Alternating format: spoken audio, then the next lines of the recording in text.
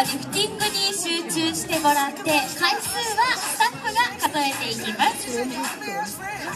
上限は100回または2分間続いたらチャレンジ成功となります。さあ、やはりサッカースタイルで来ていただきました。かなり上手ですね。ステージからステージですのでね、危ないので気をつけながらやってもらいたいと思います。初めてサッカーボールを持ってみるなんていうお友達も参加 OK ですよ。1回ついちゃっても何回でもチャレンジしていただけます。またボールの貸し出しもあるのでね、みんなぜひ気軽にチャレンジしてください。翔さんいい感じです。怒ってもらったり